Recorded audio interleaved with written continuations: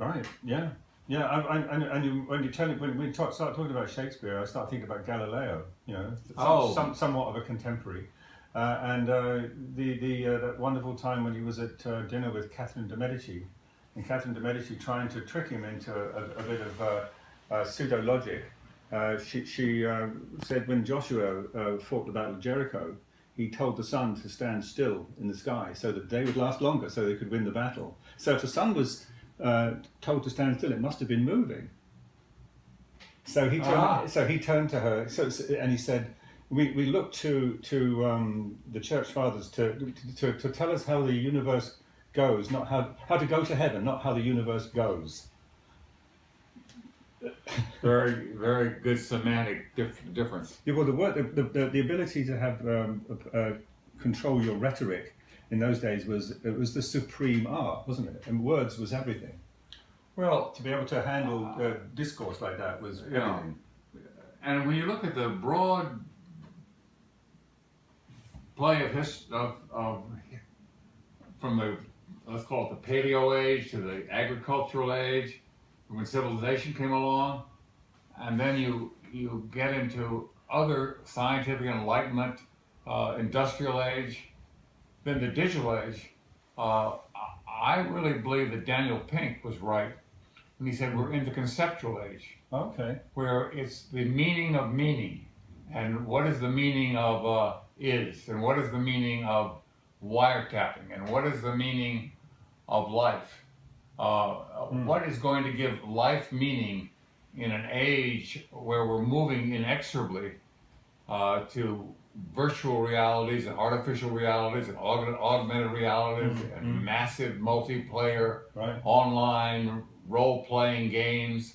All these things are happening, but the fundamental question is, as I see it, is how can we make life meaningful and worthwhile living? Well, you know, you talk about the Paleolithic.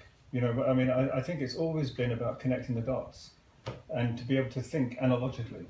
You know, it's the basis. Think analogically. Yes, because it's the basis of poetic thinking. It's the basis of sentience. You know, so like I think it was Herbert Reed makes an image of the cross between the Paleolithic and the Neolithic.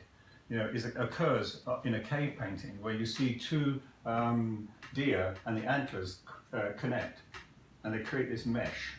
And exactly around about that time, people connected the dots and were able to start making baskets, because they saw something in one aspect of nature and were able to make an analogical leap to actually create now an artifact which actually one guy called that intersectional creativity. Yeah, and this is how things evolve. And there's a wonderful book by Susanne Langer, who was the wife of Ernst Cassirer, and I think that, you know, Ernst Cassirer did a fantastic job of making Kant's philosophy kind of coherent, comprehensible for a lot of people. But she, in her teaching in Connecticut Women's College, did some wonderful work on understanding symbolic form.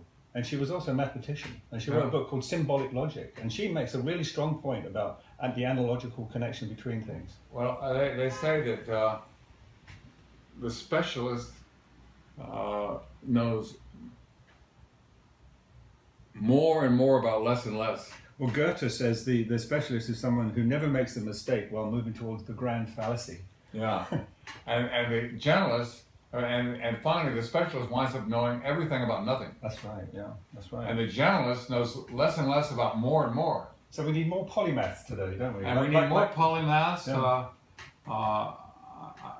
I'm in touch with Jane Harmon, whose late husband did the Harman Kardon audio speakers, and set up a thing in Los Angeles, really to help polymaths. But I think you're a polymath, and I'd like to be a polymath. I think that you have to have the courage to be wrong and to get lost. You can't hang on too dearly to your expertise. This is, you know, in order to think outside of the box, you have to sort of like believe the box isn't actually there at all. Well, to guide the conversation, what I have come up with is a way of looking at frameworks. And the first framework is the conceptual framework. What is your what is the conceptual framework for understanding the behavior of the whole brain, mind, and body? Mm. And to me, it's the thing that is sort of like a fundamental foundation is the whole brain foundation. And so that's what I call my organization. I saw a great cartoon this morning, a New York cartoon. There's a man sitting in a chair, and it's called The Mind-Body Problem. And he's saying, get up. And his body, there's another bubble coming down here saying, no. And you have two separate minds. There are these quiet, sometimes unfulfilled conversations. Yeah, that's right. Yeah. I made a lot of paintings about this very problem of just about gravity. You know, how gravity weighs you down. The perception of gravity is like something that's just sort of like a continuous, ubiquitous kind of sensation that one is constantly trying to overcome. Every time I see a moonshot, I love it. Every time I see a rocket take off, I love it. You know, being able to sort of leave the ground. Oh my God, and that triggers so many things for me. I'll just mention 2 or 3 of them. The first is that after I learned about humanity at Harvard, as an English and economics major, and a Harvard advocate, literary type person on the business board, and then went off to the artillery school and became an artillery gunnery instructor. Wow. And invented the M1 teaching machine. Oh, wow. Based on Skinner's approach. What do you mean, the M1 tank? You mean? M1 teaching machine. Okay. I have it at home on my dining room table. And then I came back and worked for B.F. Skinner. Okay. As a research assistant. Right. And his approach was to say, we don't know what's in the brain, but someday the physiologist will tell us. The mind is a figment and not scientific. All we can look at is the body, so I'm going to look at the behavior of the body. And the metaphor of that time in late 50s, early 60s was the black box.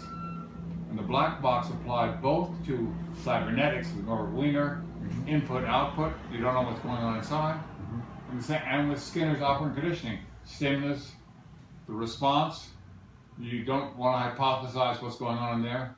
In fact, it's a religion not to hypothesize, and then what the reinforcing stimulus was. And then I started companies around that, innovative companies and products, and sold to Xerox. And then I learned about the white box. The white box being different from the black box in that you can see inside the white box.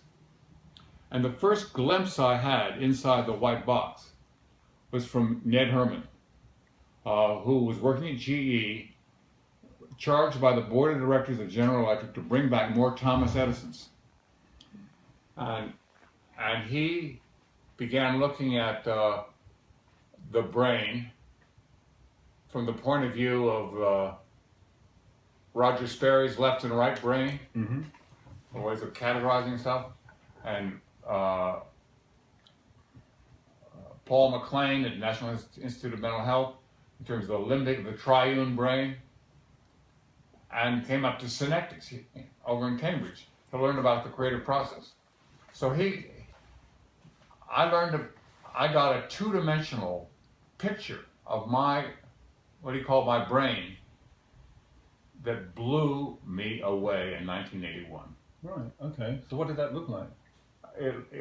It's a left brain, right brain, cerebral limbic 4-quadrant model, and he labeled each quadrant upper left A, technical, mathematical, analytical, lower left B, organized, controlling, sequential, lower right C, which was the musical, empathetic, emotional, and the upper right D, which was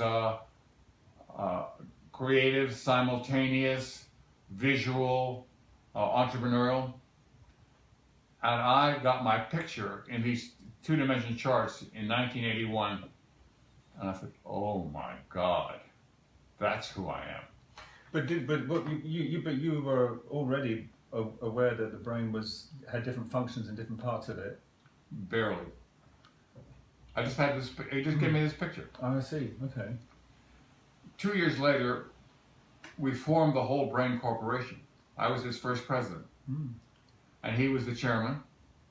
And we were going to change the world with this questionnaire he had called the Herman Brain Dominance Instrument, HBDI. And gave that idea has really flourished. I gave classes at Harvard Business School, was invited to go to Singapore to change the culture of Singapore with creativity, build a 3-day curriculum which was adopted by IBM. And IBM called me one day and said, well, Charlie, Dr. Atkinson, they call me actually, we'd like you to, we want to implement the IBM Think sign based on your course. Right. And they did? They did, I didn't. I had a business issue. So they set it up themselves? Well, and then Ned Herman's daughter has done a fabulous job of running Herman International down in Lake Lure, North Carolina. There have now been 100,000 profiles done with this instrument at IBM. So they do a kind of 120 questionnaire. I see. And then that gives you insight about your relative thinking preferences. Right. It sounds almost a bit like Scientology, going off in that direction. Well, it sounds like everything else. Everything else sounds like they all have glimpses of the elephant. My perspective has been, after an intensive life look, that this is the one I like the best. And it's so what does it enable people to do?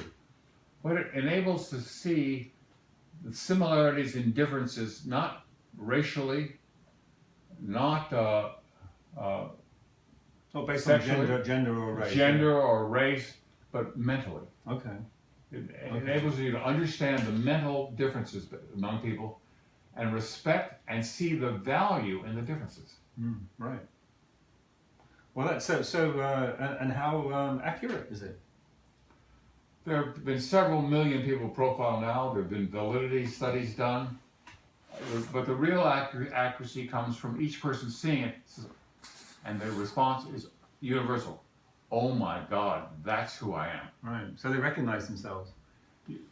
We did a picture of Lee Kuan Yew and Gok Chok Tong in Singapore. That the audience, the students, by crowdsourcing, said this is who they are, and then we showed the pictures of this abstraction of their mental preferences. Everyone knew exactly who they were. Oh, I see. So without knowing their names, they started Without to put it having together. anything but the connecting the dots. Okay. Yeah. Right. Now the problem was the architecture of your personality and mentality in 2 dimensions. In 2 dimensions. Right. It was oriented to the brain, unlike Dianetics. So now you want to do a fully immersive one where you can move through the 3-dimensional space of it all. That's where we're going, but you're so fast, you're getting ahead of me. Yeah. The question was, for me and Ned, and it was more than a minor argument. It wasn't just a spat. It was a philosophical difference of where I thought the creative process went. And he'd gone back to the 1920s and found wonderful papers that said that the sequence of creativity is interest, preparation, incubation, illumination, evaluation, and implementation. 6 steps. And he tried to figure out on this 4-quadrant model where to apply it. And Ned said, it ought to go this way. And I said, no, it ought to go that way. And I've been working on trying to map that creative process with courses and in my own life to try to understand and to eventually build a protocol that would be a simplified way of reflecting the creative process. Have you ever tried laying out this 2-dimensional image into like a room, like a ground plan, so you can you're looking at it from above? Tell me more about what you just said. Is so central to what we're talking about today. You said, Charlie, have you ever thought of taking your 2-dimensional picture